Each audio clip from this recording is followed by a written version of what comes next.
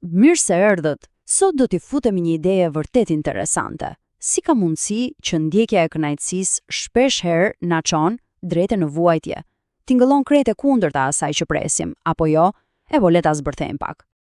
Kjo, pra, është pyetja kryesore që do të na udhëheq. Pse ndjenja e kënaqësisë është kaq e avullueshme? Pse ajo fitoria e madhe e dieshme sot na duket disi boshe? Pikërisht këtu fshihet thelbi i paradoksit që do ta analizojmë. Në rregull, le të ndalemi te një term kyç që shfaqet në ekran, junhoe. Në kuptimin e tij fetar tradicional, ky term i referohet ciklit të jetës dhe vdekjes, por ajo që na intereson neve këtu është interpretimi filozofik, ajo lëvizje e pandalshme, si një lëkundse, mes vuajtjes dhe kënaqësisë që të gjithë e përjetojmë çdo ditë. Për të kuptuar paradoksin e kënaqësisë, hapi i parë është të kuptojmë si funksionon e kundërta e saj, vuajtja. Sepse, siç do ta shohim, ajo ka disa veti shumë specifike dhe jashtëzakonisht të fuqishme. Ajo që është vërtet interesante këtu është se si vuajtja në fakt i krijon kushtet për kënaqësi. Mendoni pak për urinë. Të jesh i uritur është një lloj vuajtjeje apo jo? Por është pikërisht kjo vuajtje që e bën kaq të kënaqshme një vakt të mirë. Kur jemi vërtet të uritur, nuk na intereson asgjë tjetër, vetëm ushqimi. Fokusi ynë bëhet i mprehur si brisk. E po kjo aftësi e vuajtjes për të na kapur gjithë vëmendjen mund të kthehet në një armë të vërtet. Burimi unë thekson se diktatorët e njohin shumë mirë këtë parim.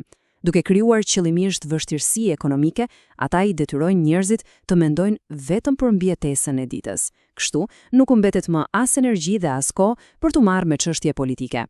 Ky shembull, ndonse mund tingëlloj pak drastik, ilustron në mënyrë perfekte këtë parim kontrolli. Hapi parë shkakton një vuajtje, hapi dytë ofron çlirimin nga jo vuajtje. Personi që ofron çlirimin kthehet automatikisht në një shpëtimtar, duke krijuar një lidhje të fuqishme varësie.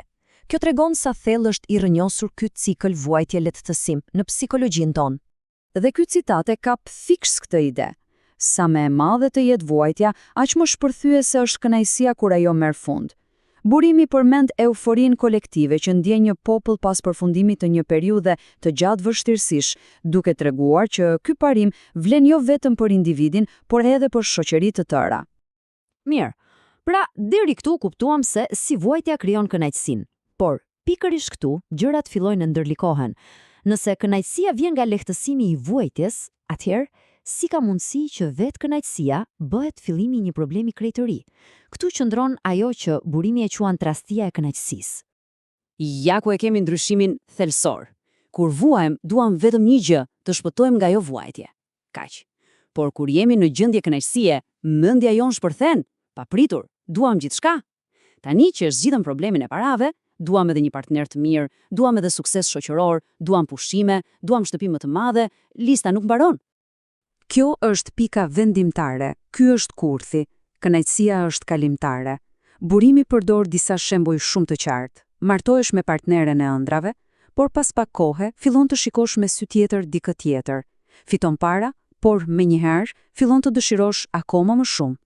Kënaqësia që sapo arrite bëhet thjesht pika e nisjes për një dëshirë të re, për një uri të re.